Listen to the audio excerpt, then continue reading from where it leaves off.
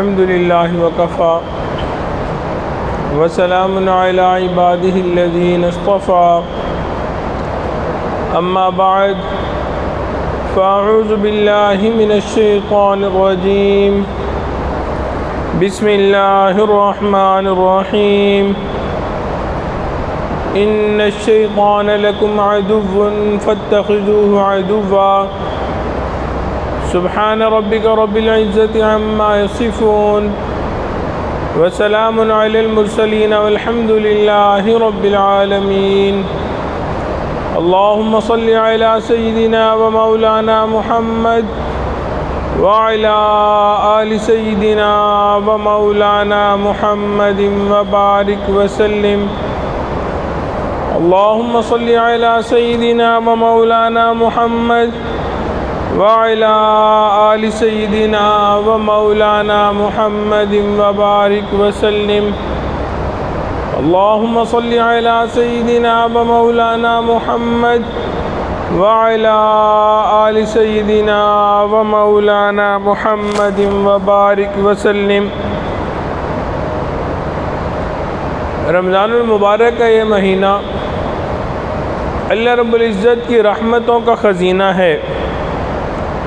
اس مہینے میں اللہ رب العزت کی رحمتیں اپنے عروج پہ ہوتی ہیں۔ اس کے ہر لمحے میں اللہ رب العزت کی اتنی رحمتیں نازل ہوتی ہیں کہ ہم اس کا شمار بھی نہیں کر سکتے۔ اسی لیے امام ربانی حضرت مجدد ثانی رحمۃ اللہ علیہ نے اپنے مکتوبات میں لکھا، رمضان المبارک کے مہینے میں اتنی برکات کا نزول ہوتا ہے، بقیہ پورے سال کو رمضان المبارک کی برکتوں کے ساتھ وہ نسبت بھی حاصل نہیں ہے جو ایک قطرے کو سمندر کے ساتھ ہوا کرتی ہے۔ اس برکتوں والے مہینے میں اللہ رب العزت کی رحمتیں بھی جوش پہ ہوتی ہیں، عروج پہ ہوتی ہیں۔ یوں معلوم ہوتا ہے کہ اللہ رب العزت اپنے بندوں کو بخشنا چاہتے ہیں۔ اللہ رب العزت کی رحمت بہانے ڈھونڈ رہی ہوتی ہے کہ میں کس طرح گناہ گاروں کو بخش دوں، ان کے گناہوں کو معاف کر دوں اور ان کو اپنے نیک اور مقربین لوگوں میں شامل کر دوں۔ رمضان المبارک کے مہینے میں اللہ رب العزت بندے سے بہانہ چاہتے ہیں کہ بندہ کوئی بہانہ مجھے دے دے، کوئی ایک عمل کر دے، میں اس عمل کے بہانے میں اس کی مغفرت کر دوں گا۔ شیطان جو ہے وہ ہمارا ازلی دشمن ہے، یہ مردود انسان سے سخت عداوت رکھتا ہے۔ اسے ہر وقت فکر لگی رہتی ہے کہ کس طرح میں انسان کو ورغلاؤں، بھٹکاؤں، اللہ رب العزت سے دور لے کے جاؤں۔ وجہ کیا ہے کہ اس نے قسمیں کھائی ہوئی ہیں، فَبِعِزَّتِكَ لَأُغْوِيَنَّهُمْ أَجْمَعِينَ، میں تیری عزت کی قسم کھاتا ہوں، میں ان سب کو بہکاؤں گا۔ اس نے اللہ رب العزت کے سامنے قسمیں کھائیں کہ اللہ میں آپ کی عزت کی قسم کھاتا ہوں، میں جو انسان ہیں ان کو بھٹکاؤں گا، ورغلاؤں گا، آپ سے دور لے کے جاؤں گا۔ اللہ رب العزت نے اس کو مہلت دے دی کہ جاؤ تم جا کے اپنا زور لگاؤ اور زور لگا کے دیکھ لو، اور پھر اس کو اس کے ساتھ کچھ طاقتیں بھی دے دیں۔ طاقتیں کیا دے دیں؟ شیطان ہمیں دیکھ سکتا ہے، ہم شیطان کو نہیں دیکھ سکتے۔ پھر ایک بندے کے ساتھ کئی شیاطین ہوتے ہیں، کسی کے ساتھ 10 ہوتے ہیں، کسی کے ساتھ 20 ہوتے ہیں، کسی کے ساتھ کتنے ہوتے ہیں۔ تو ایک انسان کو ورغلانے کے لیے، بھٹکانے کے لیے کئی شیاطین لگے ہوتے ہیں، ان کی جماعتیں لگی ہوئی ہوتی ہیں۔ پھر اس کے علاوہ ان کو بھٹکانے اور ورغلانے کے علاوہ کوئی اور کام نہیں ہوتا، نہ ان کو نیند کی فکر، نہ کام کی فکر، نہ کھانے پینے کی فکر، بس ان کا مقصد ایک ہی ہوتا ہے کہ کس طرح میں اللہ کے بندوں کو اللہ سے دور لے جاؤں۔ 24 گھنٹے ایک ہی کام میں لگے ہوتے ہیں۔ یہ ایسا بدبخت ہمارے پیچھے پڑ چکا ہے۔ اسی لیے کوئی بھی بندہ مومن اس سے امن میں نہیں ہے، حتیٰ کہ نبی علیہ الصلوۃ والسلام نے ارشاد فرمایا تم میں سے ہر شخص کے ساتھ ایک ہم نشین شیاطین میں سے لگایا گیا ہے۔ لوگوں نے پوچھا اے اللہ کے محبوب کیا آپ کے ساتھ بھی یہی معاملہ ہے؟ فرمایا ہاں، لیکن اللہ نے میری مدد کی اور میرے شیطان کو میرے تابع کر دیا۔ تو شیطان لگا ہوا ہر ایک کے ساتھ ہے، اور یہ انسان کا لائسنس یافتہ دشمن ہے۔ اللہ رب العزت نے ارشاد فرمایا ان الشیطان لکم عدو فاتخذوہ عدوا، یقین جانو شیطان تمہارا بھی دشمن ہے، اس لیے اس کو دشمن ہی سمجھتے رہو۔ یہ اللہ رب العزت کے بھی دشمن ہے، یہ ہمارا بھی دشمن ہے۔ ایک جگہ فرمایا الم اعہد الیکم یا بنی آدم الا تعبدوا الشیطان انہ لکم عدو مبین، اے آدم کے بیٹو کیا میں تمہیں تاکید نہیں کی تھی کہ تم شیطان کی عبادت نہ کرنا، وہ تمہارا کھلا دشمن ہے۔ تو اللہ رب العزت واضح طور پہ بتا رہے ہیں کہ شیطان ہمارا کھلا دشمن ہے، لیکن بعض اوقات کئی لوگوں پہ اس کا اتنا اثر ہوتا ہے کہ وہ خود شیطان کے ایجنٹ بن جاتے ہیں۔ جو کام شیطان نہیں کر سکتا وہ کر کے دکھا دیتے ہیں، اور اسے اتنے ہیلے اور بہانے آتے ہیں کہ نہ پوچھیں۔ کئی دفعہ نیکی کے بڑے کام سے ہٹا کر نیکی کے چھوٹے کام پہ لگا دیتا ہے کہ کہیں نیکی کا بڑا کام نہ کر لے تو اس کو نیکی کا کوئی چھوٹا کام دے دینا چاہیے۔ جس کو دیکھے گا کہ پیسہ خرچ کرنے والا نہیں ہے، یہ تھوڑا پیسہ خرچ کرتا ہے، اس کو اور تھوڑا کرنے پہ لگائے گا، حتیٰ کہ اس کو کنجوس بنا دے گا کہ آپ 1 روپیہ بھی خرچ نہ کرو۔ اور جس کو دیکھے گا یہ کھلے دل والا ہے، زیادہ خرچ کرتا ہے، اس کو کہے گا اور خرچ کرو، حتیٰ کہ اسراف کی طرف لے جائے گا۔ تو وہ دیکھتا ہے کس بندے کو کس طرح ناک آؤٹ کرنا ہے، کس طرح خراب کرنا ہے، اس طرح اس کے اوپر وار کرتا ہے۔ جو شخص دائرہ شریعت کے اندر اس کی جس باؤنڈری کے قریب ہوتا ہے وہ اس باؤنڈری سے اس کو ناک آؤٹ کرتا ہے۔ کسی نے شیطان سے کہا کہ تو بڑا ہی کمینہ ہے، بڑا ہی عجیب ہے۔ اس نے کہا وجہ کیا بنی؟ انہوں نے کہا کہ بھئی تم لوگوں کو لڑواتے ہو، جھگڑے کرواتے ہو۔ تو اس نے کہا کہ ایسی بات نہیں ہے، میں دنگے اور فساد نہیں کرواتا، میں لڑائی جھگڑے نہیں کرواتا۔ انہوں نے کہا پھر؟ انہوں نے کہا میں تو انگلی لگا دیتا ہوں، لڑتے خود ہی رہتے ہیں۔ اس نے کہا کیسے؟ شیطان نے کہا میں دکھاتا ہوں۔ چنانچہ وہ ایک جگہ گیا، سامنے شیرہ پڑا ہوا تھا، اس نے شیرے میں انگلی ڈبوئی اور اس کو دیوار پہ لگا دیا۔ اب اس کے اوپر ایک مکھی آ کے بیٹھی شیرے کو چوسنے کے لیے، اس مکھی کو کھانے کے لیے ایک چھپکلی آ گئی۔ اتنے میں ایک آدمی نے دیکھا چھپکلی ہے، اس نے جوتا اتارا اور جوتا اتار کے اس چھپکلی پہ مارا۔ اب وہ چھپکلی کے لگنے کی بجائے وہ جو مٹھائی والا دکاندار تھا اس کی مٹھائی کے اوپر جوتا گرا۔ اب وہ جو حلوائی تھا اس نے کہا کہ تم نے میری مٹھائی پہ جوتا مارا، میری مٹھائی خراب کر دی۔ اس نے لڑنا جھگڑنا شروع کر دیا۔ اس کے دوست کھڑے تھے، وہ قریب آ گئے، ان لوگوں نے مٹھائی والے کو مارا، اس کے دوست احباب قریب آ گئے، حتیٰ کہ کئی لوگ آپس میں لڑتے جھگڑتے رہے۔ شیطان نے اسے کہا دیکھو بھائی میں نے تو انگلی لگائی تھی، میں نے کچھ نہیں کیا تھا، یہ خود ہی لڑتے جھگڑتے رہتے ہیں۔ ہمارے اسلاف نے اللہ رب العزت سے دعائیں مانگی کہ اے اللہ ہم آپ سے شیطان کے معاملے میں پناہ مانگتے ہیں۔ رابعہ بصریہ یوں دعا مانگا کرتی تھی، اے اللہ جس طرح آپ نے آسمان کو زمین پہ گرنے سے روک لیا، اس طرح شیطان کو مجھ پہ مسلط ہونے سے روک لیجئے۔ تو ہمیں بھی دعائیں مانگنی چاہیے کہ اللہ ہمیں شیطان سے حفاظت عطا فرما۔ اس بدبخت کے بہت سارے داؤ بیچ ہیں، ہم اس کے مقابلے میں کیسے جیتیں گے؟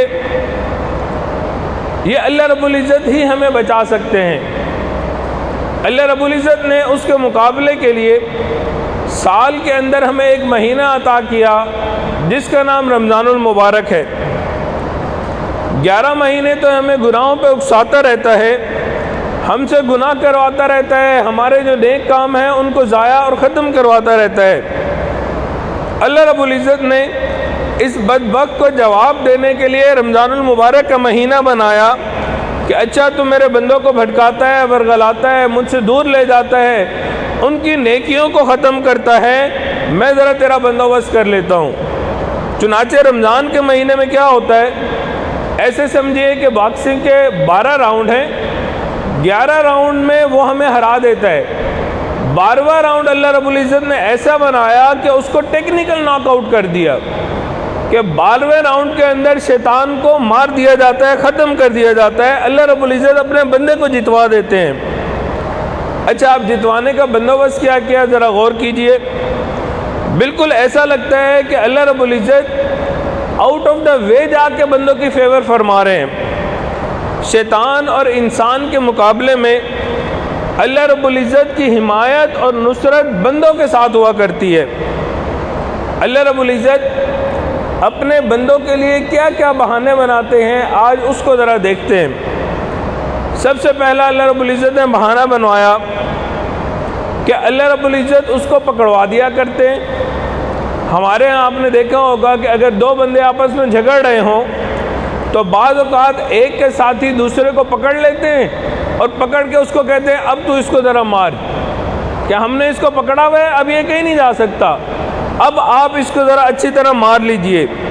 اسی طرح رمضان المبارک میں اللہ رب العزت شیاطین کو بندھوا دیا کرتے ہیں اور پھر بندھوا کے مرواتے ہیں۔ حدیث مبارکہ میں آیا، اللہ رب العزت حضرت جبرائیل سے فرماتے ہیں، اے جبرائیل نیچے زمین پہ اتر جا، سر کر شیاطین کو باندھ دے اور ان کو لوہوں کی بیڑیوں میں جکڑ دے اور پھر ان کو سمندر کے اندر ڈال دے، یہاں تک کہ میرے حبیب کی امت، ان کی امت کے ان لوگوں کے یہ شیطان روزے نہ خراب کر سکے۔ تو اللہ رب العزت روزے نہ خراب کرنے کے لیے، تاکہ شیطان انسان کو بھٹکائے نہ، ورگلائے نہ، بڑے بڑے جو سرکش شیاطین ہوتے ہیں ان کو بیڑیاں بندھوا دیتے ہیں اور سمندروں میں ڈلوا دیا کرتے ہیں۔ تو یہ اللہ رب العزت کی مومنین کے ساتھ ایک خاص فیور ہوتی ہے کہ شیطان کو بندھوا دیا اور دوسری طرح مومنین سے کہا کہ دیکھو تمہارے لیے اچھا وقت ہے، اب تم میرے قریب آ سکتے ہو، اب تم اپنے گناہ بخشوا سکتے ہو، تم توبہ طائب ہو جاؤ، معافی مانگ لو، میں تمہارے تمام گناہوں کو معاف کر دوں گا۔ دوسرا بہانہ اللہ رب العزت نے کیا بنایا، رمضان المبارک میں اعمال کا ریٹ بڑھا دیا۔ رمضان المبارک میں اعمال کا ریٹ بڑھا دیا، چنانچہ حدیث مبارکہ میں آتا ہے، جو شخص اس میں ایک نیکی کرے گا وہ اس طرح ہیں جیسے اس نے اگر نفل پڑھا تو باقی مہینوں میں فرض کے برابر اس کو ثواب ملے گا، جو ایک نیکی کرے گا اس کو 70 نیکیوں کے برابر ثواب ملے گا، گناہوں کی نسبت نیکیوں کا پلڑا بھاری ہو جائے گا اور یہ انسان کے بخشش کا سبب بن جائے گا۔ تو اللہ رب العزت نے بہانہ بنایا، اعمال کا ریٹ بڑھا دیا کہ میرے بندے تو 11 مہینے نیکی نہ کر سکا، تقویٰ نہ اختیار کر سکا، چل اس مہینے میں نیکیاں کر دے، میں تجھے اتنا اجر دوں گا، تیرے گناہ 11 مہینے کے گناہ بھی معاف ہو جائیں گے۔ تیسرا بہانہ جو اللہ رب العزت نے بنایا کہ جب مومن روزہ رکھتا ہے تو افطاری کے وقت اس کے دعاؤں کو قبول کرنے کا وعدہ فرما لیا۔ نبی علیہ السلام نے فرمایا 3 آدمیوں کی دعائیں رد نہیں ہوتی، اس میں ایک روزہ دار جو افطار کے وقت دعا کرتا ہے۔ تو بتا دیا پہلے سے کہ اے میرے بندو، تم افطاری کے وقت میں جو دعائیں مانگو گے اللہ رب العزت ان دعاؤں کو قبول فرمائیں گے۔ تو مقصد کیا تھا کہ شیطان نے ان سے بہت گناہ کروائے ہوئے ہیں، بہت خطائیں کروائی ہوئی ہیں، اب رمضان المبارک کا مہینہ ہے، روزہ ان نے رکھا ہوا ہے، افطاری کا ٹائم ہے، اس وقت میں میرے بندے مجھ سے دعائیں مانگیں گے، میں ان کی دعاؤں کو قبول کر کے ان کے گناہوں کو معاف کر دوں گا۔ چوتھا بہانہ اللہ رب العزت نے بنایا، کیا بہانہ بنایا، بعض روزہ دار ایسے ہوتے ہیں کہ وہ اتنی غفلت میں ہوتے ہیں اور افطاری کے چکر میں دسترخوان میں جب بیٹھتے ہیں تو کھانے پینے نظر آتے ہیں، رنگ برنگے مزے کے کھانے، تو ان کا دعاؤں کی طرف توجہ ہی نہیں ہوتی، وہ بیچارے وہیں پہ ہی لگے ہوتے ہیں اور اتنا انہماک ہوتا ہے ان کا کھانے میں کہ ان کو دعا کا پتہ ہی نہیں چلتا۔ ان کے اللہ رب العزت نے ایک اور رعایت فرما دی، اللہ رب العزت نے کیا معاملہ کیا کہ ہو سکتا ہے میرا بندہ دعا نہ مانگے، اس کو یاد نہ رہے، اس وقت وہ کھانے پینے میں لگ جائے۔ چنانچہ روایات میں آتا ہے روزے دار کی بخشش کے لیے اللہ رب العزت ہواؤں میں پرندوں کو، بلوں میں چونٹیوں کو، پانی کے اندر مچھلیوں کو دعاؤں پہ لگا دیتے ہیں۔ دیکھو اللہ رب العزت نے روزے دار کی مغفرت کے لیے باقی جانوروں کو دعاؤں پہ لگا دیا کہ اگر میرا روزے دار بندہ دعا نہیں مانگتا، بھول جاتا ہے، یہ جو چونٹیاں ہیں، یہ جو مچھلیاں ہیں، یہ پرندے ہیں، یہ اس کے لیے دعا کریں گے، میں ان کے دعاؤں کو بہانہ بنا کے اس بندے کی مغفرت کر دوں گا۔ اب نظر آتا ہے کہ اللہ رب العزت بندوں کو بخشنا چاہتے ہیں، معاف کرنا چاہتے ہیں۔ اللہ رب العزت نے ایک اور بہانہ بنایا کہ اتنا انتظام بھی کافی تھا، لیکن اللہ رب العزت نے فرمایا کہ نہیں، اتنا نہیں، فرمایا فیہ لیلۃ خیر من الف شہر، اس مہینے میں ایک رات ایسی ہے جو 1000 مہینوں سے زیادہ افضل ہے۔ اس مہینے میں ایک رات ایسی عطا فرمائی جو 1000 مہینوں سے زیادہ افضل ہے۔ اس کے ساتھ ساتھ قرآن مجید میں فرمایا لیلۃ القدر خیر من الف شہر، شب قدر 1000 مہینوں سے بھی زیادہ بہتر ہے۔ اگر حساب لگایا جائے تو یہ 1000 مہینے تقریباً 80 سال کے برابر بنتے ہیں۔ گویا ایک رات کی عبادت اور 80 سال کا ثواب۔ اور آج کل ہم اگر اپنی عمریں دیکھیں تو 60 سال، 70 سال، 80 سال، بس یہی ایوریج عمر ہوا کرتی ہے۔ تو یعنی انسان ایک رات عبادت کرتا ہے اور پوری زندگی کے برابر اس کا ثواب مل جاتا ہے، اجر مل جاتا ہے۔ تو اللہ رب العزت نے کتنی مہربانی کا معاملہ فرمایا، ساری زندگی کے بدلہ اعمال کا ایک ہی دفعہ دے دیا۔ یہ اللہ رب العزت کے بخشش کے بہانے ہیں، اللہ رب العزت بخشنا چاہتے ہیں۔ پھر اللہ رب العزت اگر اسی پہ بس کر دیتے تو کافی تھا، اتنے بہانے بنا دیے، لیکن اللہ رب العزت نے فرمایا نہیں، ہو سکتا ہے میرا بندہ پھر بھی غافل رہا ہو، اس نے دعائیں نہ مانگی ہوں، اس نے اپنے گناہوں کو نہ بخشوایا ہو، لہٰذا جب رمضان المبارک کی آخری رات آتی ہے اس وقت بندے کو احساس ہوتا ہے اوہو رمضان المبارک تو گزر گیا، میں نے تو اللہ کو منایا نہیں، میں نے تو گناہوں سے توبہ نہیں کی، اب رمضان جا رہا ہے، آخری دن بڑے بڑے غافل بھی مسجد میں آ جاتے ہیں کہ چلو اللہ کو منا لیں، آخری رات رہ گئی۔ حدیث مبارکہ میں آتا ہے جب رمضان المبارک کے مہینے کا آخری دن ہوتا ہے اللہ رب العزت اس دن میں اتنی مقدار میں لوگوں کو آزاد فرماتے ہیں جتنی مقدار میں شروع مہینے سے آخری دن تک آزاد فرمایا تھا۔ یعنی 29 دن کے بخشے ہوئے لوگ ایک طرف اور آخری دن کے لوگ اتنے ہی برابر کر کے معاف فرما دیتے ہیں، مغفرت فرما دیتے ہیں۔ تو کیا کیا بہانہ بنایا ہوا ہے کہ چلو یار اتنا غافل تھا، اتنا دنیا میں پڑا ہوا تھا، آخری رات اس کا احساس ہوا کہ میں نے اللہ کو منانا ہے، اب وہ اللہ کے گھر آ گیا، اللہ رب العزت آخری دن آخری رات میں اس کی مغفرت فرما دیتے ہیں۔ گویا اس رات میں اللہ رب العزت کی رحمت اپنے عروج کے اوپر ہوتی ہے۔ سارا مہینہ غافل رہنے والا بھی آخری لمحات میں بخشا جاتا ہے۔ یہ تو ہو گئی کل 6 باتیں۔ 7ویں بات یہ، جو لوگ سارا مہینہ غافل رہے، اب جب مہینہ گزر جاتا ہے رمضان المبارک کا تو اگلا دن ہوتا ہے عید کا۔ اب عید پڑھنے کے لیے تو ہر بندہ ہی آتا ہے کہ یار روزے نہیں رکھے، تلاوت نہیں کی، عید کا دن ہے، عید پڑھنے تو ہم جائیں گے۔ جیسے بعض لوگ 5 نمازیں پڑھیں یا نہ پڑھیں، جمعہ ضرور پڑھتے ہیں، عام طور پہ غفلت ہوتی ہے، نمازیں نہیں پڑھتے، لیکن جمعے والے دن جمعے کا اہتمام کرتے ہیں، مسجد میں آ جاتے ہیں۔ ایک نوجوان سے مولوی صاحب نے پوچھا تم نے تراویح پڑھی؟ اس نے کہا جی نہیں۔ روزے رکھے؟ جی نہیں۔ اب عید کی سوئیاں کھانے آ گئے ہو؟ اب جی سوئیاں بھی نہ کھائے تو ہم کافر ہو کے مرے۔ تو یہی حال ہے کہ بعض لوگ جو ہیں وہ روزے بھی نہیں رکھتے، تراویح بھی نہیں پڑھتے، قرآن بھی نہیں پڑھتے، اور عید کی نماز پڑھنے پہنچ جاتے ہیں، جی عید کی نماز بھی نہ پڑھیں، یہ کیا بات ہوئی؟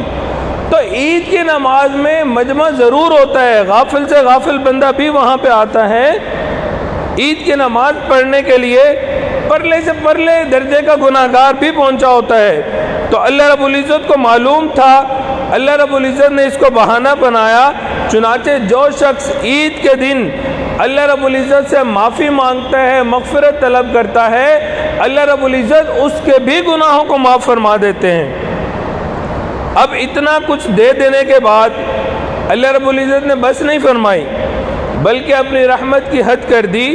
فرمایا میرے بندو، باقی جتنی نیکیاں تم کرتے ہو ان کا تو تمہیں اجر ملے گا ایک ضابطے کے تحت، فرشتے لکھیں گے، لکھ کے دیں گے اور ان کا اجر ملے گا۔ لیکن یہ مہینہ میں نے ایسا بنایا، اس مہینے میں اگر تم روزے رکھو گے تو ان روزوں کا اجر اور بدلہ میں خود تمہیں عطا کروں گا۔ چنانچہ حدیث قدسی اللہ رب العزت ارشاد فرماتے ہیں، کل عمل ابن آدم لہ الا الصیام فإنہ لی وأنا اجزی بہ۔ انسان کے ہر عمل کا بدلہ ہوگا مگر روزہ کہ وہ خاص میرے لیے ہے اور میں ہی اس کا بدلہ عطا کرتا ہوں۔ فرمایا فائنل اجر تو میں نے دینا ہے، اے میرے بندے میں اتنا تجھے اجر دوں گا، اتنا اجر دوں گا کہ تو حیران رہ جائے گا، میں اپنی رضا کا پروانہ عطا کر دوں گا۔ اے میرے بندے تو روزہ رکھے گا، میں نے اس کے بدلے تجھے اجر دینا ہے، میں اتنا اجر دوں گا کہ رمضان کے مہینے کا اجر پورے سال کے گناہوں سے زیادہ ہو جائے گا۔ واہ مولا قربان جائیں تیری رحمتوں کے اوپر، تو نے اپنے بندوں کو بخشنے کی انتہا فرما دی۔ یہی وجہ ہے جب انتہا میں بھی کوئی فائدہ نہ اٹھائے تو پھر اس کے اوپر افسوس ہوا کرتا ہے کہ ایک اللہ رب العزت نے اتنے بہانے بنائے، اتنے بہانے بنائے اور بندہ اس کے باوجود اپنی مغفرت نہ کروائے، اپنی بخشش نہ کروائے، تو پھر ایسے انسان کے اوپر افسوس ہوا کرتا ہے۔ اسی افسوس کی وجہ سے جبرائیل علیہ السلام آئے اور انہوں نے بد دعا کر دی۔ بد دعا کس کے ساتھ کی؟ نبی علیہ السلام کے ساتھ۔ اور محبوب علیہ السلام کو بھی اتنا افسوس تھا کہ انہوں نے اس دعا پہ آمین فرما دیا۔ وہ جو رحمت للعالمین ہے، ان کو بھی معلوم تھا اللہ نے بخشش کے لیے کیا کیا بہانے بنائے، بخشش کتنی آسان فرما دی، جو ساری دنیا کے لیے، عالمین کے لیے رحمت بنا کے بھیجے گئے، انہوں نے اس بد دعا کے اوپر آمین فرما دیا۔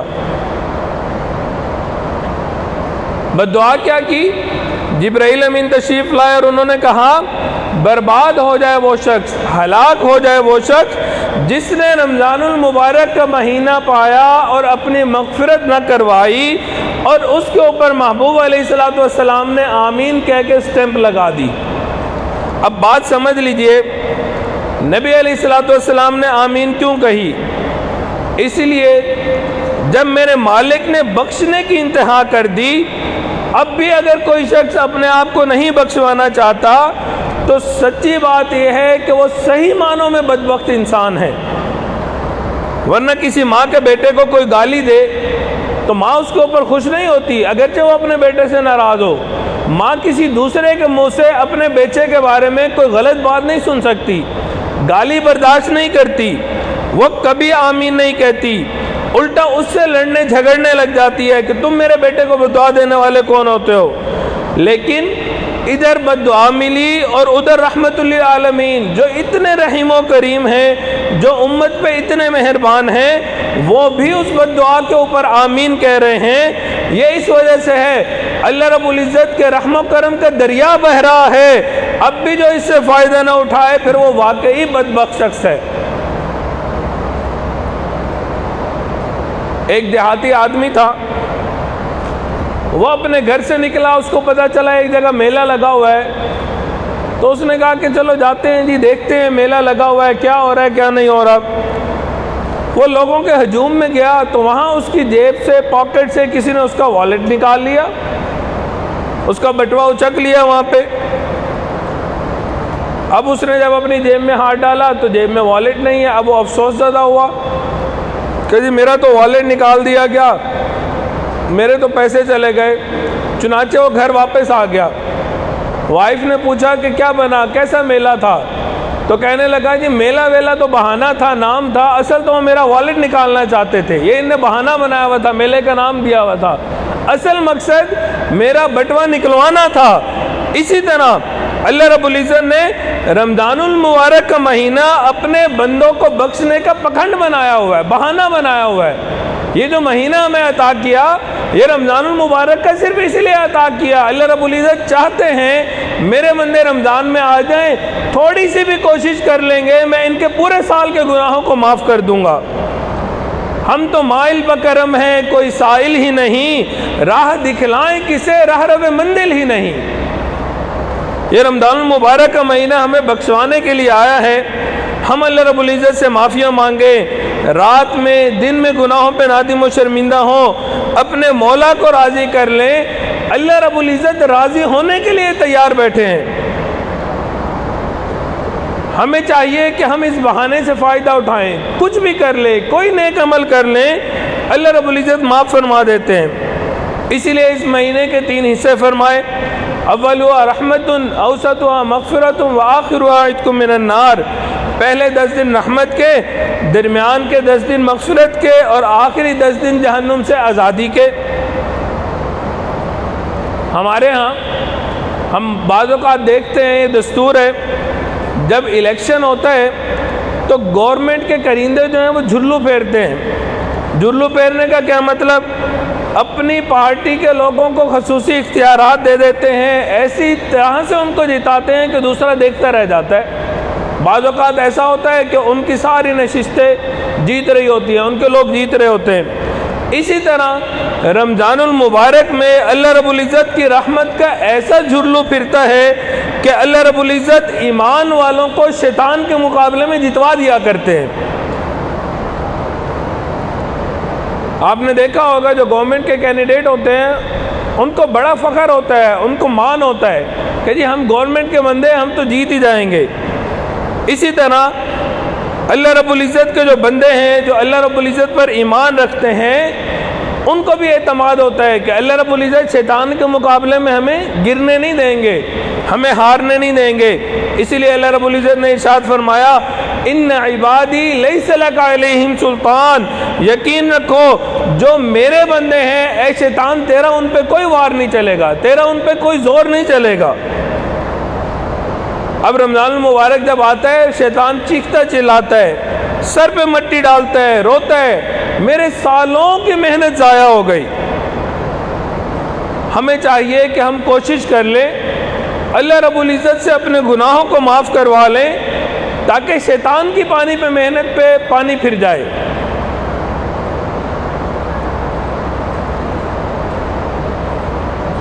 اللہ رب العزت چاہتے ہیں کہ شیطان ذلیل و رسوا ہو اور ایمان والے قیامت کے دن عزتیں پائیں۔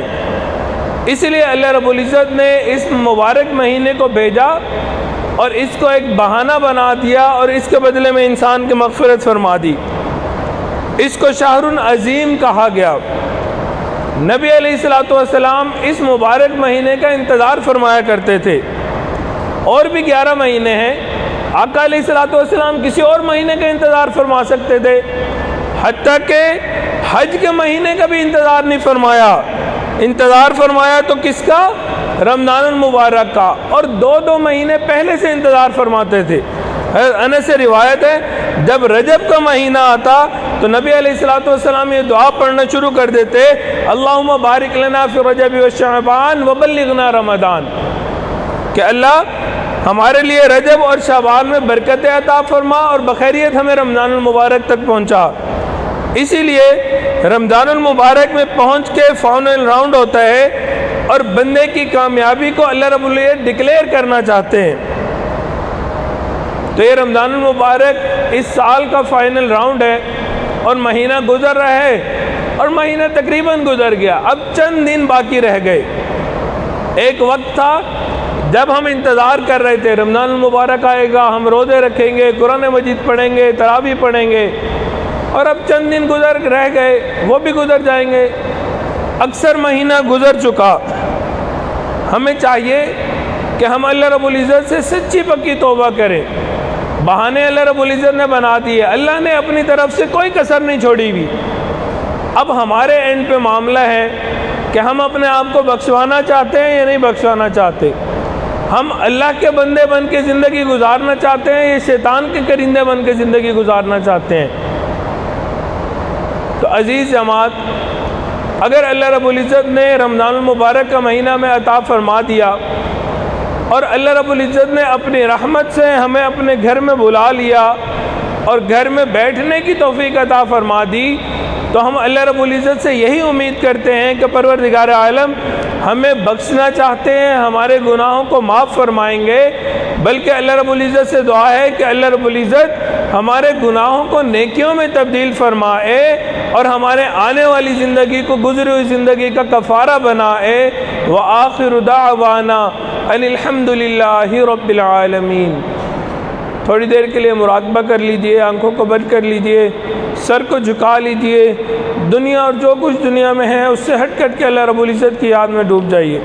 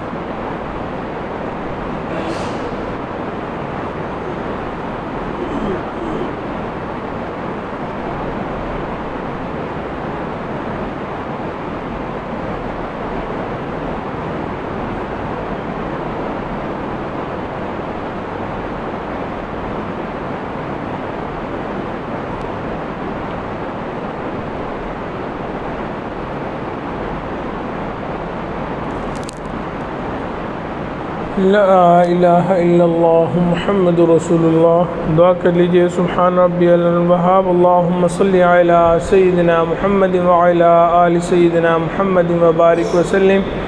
ربنا ظلمنا انفسنا وان لم تغفر لنا وترحمنا لنکونن من الخاسرین۔ پروردگار عالم ہمارے تمام گناہوں کو معاف فرما، اللہ ہماری نگاہوں کو پاک فرما، دلوں کو صاف فرما، سینوں کو اپنی محبت سے لبریز فرما۔ اللہ اپنے عشق کی آتش ہمارے سینوں میں پیدا فرما، انگ انگ سے اپنے ذکر کو جاری فرما، روئیں روئیں سے اپنے ذکر کو جاری فرما، ہڈی ہڈی بوٹی بوٹی میں اپنی محبت پیدا فرما۔ اے بے کسوں کے دستگیر، اے ٹوٹے دلوں کو تسلی دینے والے، اے خالی جھولیوں کو بھر دینے والے، اے میرے مولا ہم آپ کے در پہ آئے بیٹھے ہیں، اللہ اٹھے ہاتھوں کو قبول فرما، اللہ پھیلی ہوئی جھولیوں کو قبول فرما۔ اے میرے مولا ہمارے تمام گناہوں کو معاف فرما، اللہ ہمارے روزوں کو قبول فرما، تراویح کو قبول فرما، قرآن مجید پڑھنے کو قبول فرما، اللہ ہمارے ٹوٹے پھوٹے عملوں کو قبول فرما۔ اللہ رمضان المبارک میں جو کمی کوتاہیاں رہ گئیں، اے میرے مولا ان کو معاف فرما، اللہ ان کو معاف فرما۔ اللہ جیسی عبادت کرنی چاہیے تھی ہم ویسی عبادت نہیں کر سکے، اے میرے مولا ہماری غلطیوں کو معاف فرما، اللہ خطاؤں سے درگزر فرما۔ پروردگار عالم ہمارے عیبوں کی پردہ پوشی فرما، اللہ اپنی رحمتوں کی ٹھنڈی چھاؤں عطا فرما۔ اے میرے مولا ہمیں قرضوں سے محفوظ فرما، مرضوں سے محفوظ فرما، اللہ جو مریض ہیں ان کو شفائے کاملہ عاجلہ مستمرہ عطا فرما۔ اے میرے مولا عزتوں کے بعد ذلت سے محفوظ فرما، اپنے قرب کے بعد دوری سے محفوظ فرما، سیدھا رستہ ملنے کے بعد بھٹکنے سے محفوظ فرما، اللہ ہدایت ملنے کے بعد گمراہی سے محفوظ فرما، علم حاصل ہونے کے بعد جہالت کے کاموں سے بھی محفوظ فرما۔ اے میرے مولا شر پسندوں کے شر سے محفوظ فرما، برا چاہنے والوں کی برائی سے محفوظ فرما، دوستی کے رنگ میں دشمنی کرنے والوں سے بھی محفوظ فرما، اللہ جادو ٹونے سے محفوظ فرما، سفلی عملوں سے محفوظ فرما۔ اے میرے مولا ہمارے جان مال کی حفاظت فرما، عزت آبرو کی حفاظت فرما، اللہ ہمارے ایمان کی حفاظت فرما۔ اے میرے مولا ہمیں حلال پاکیزہ طیب وافر رزق عطا فرما، اللہ رزق کی تنگی سے محفوظ فرما، رزق کی پریشانی سے محفوظ فرما۔ اے میرے مولا حرام لقمے سے ہماری حفاظت فرما، اللہ حرام لقمے سے ہمیں محفوظ فرما۔ اے میرے مولا ہمیں حافظ قرآن بنا، عالم قرآن بنا، قاری قرآن بنا، داعی قرآن بنا، ناشر قرآن بنا۔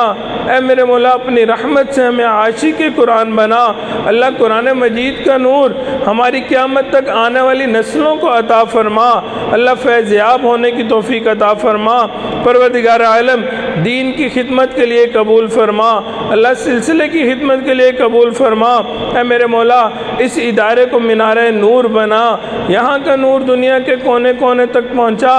اے میرے مولا ہمارے پیارے ملک پاکستان کی حفاظت فرما، اللہ اس کو دین کا قلعہ بنا۔ پروردگار عالم اس شہر پہ اپنی خصوصی رحمت عطا فرما، اللہ خصوصی برکت نازل فرما۔ اے میرے مولا وقت کے مناسب اچھے فیصلے کرنے کی توفیق عطا فرما۔ پروردگار عالم ہمیں مانگنا نہیں آتا، بن مانگے ہمیں عطا فرما۔ اے میرے مولا آج ہمارے ایک ادارے عروۃ الایمان کے اندر قرآن مجید کا تفسیر کا کورس مکمل ہوا، اللہ جنہوں نے مکمل کیا ان کو برکت عطا فرما، اللہ قرآن مجید پہ عمل کرنے کی توفیق عطا فرما، اللہ اس ادارے کو دن دگنی رات چوگنی ترقی عطا فرما۔ اے میرے مولا جو انتظام انسلام کرتے ہیں اللہ ان کو اپنے مقربین لوگوں میں شامل فرما۔ اے میرے مولا ہمارے حجی احمد برکاتہ عالیہ کی زندگی میں برکت عطا فرما، صحت میں برکت عطا فرما، رزق میں برکت عطا فرما، اللہ قدم قدم اپنی برکت شامل حال فرما۔ اے میرے مولا ان کا سایہ ہمارے سروں پہ تادیر قائم و دائم فرما، اللہ ہمیں ان کی قدردانی کی توفیق عطا فرما۔ مولا جو مانگا وہ بھی عطا فرما، جو مانگنا چاہیے تھا نہیں مانگ سکے وہ بھی عطا فرما۔ اللہ جتنے حاضرین مجلس ہیں دلوں کی جو نیک مرادیں ہیں پوری فرما، جو تمنائیں ہیں پوری فرما۔ ربنا تقبل منا انك انت السميع العليم وتب علينا انك انت التواب الرحيم وصلى الله تعالى على حبيبه سيدنا محمد وآله واصحابه اجمعين برحمتك يا ارحم الراحمين۔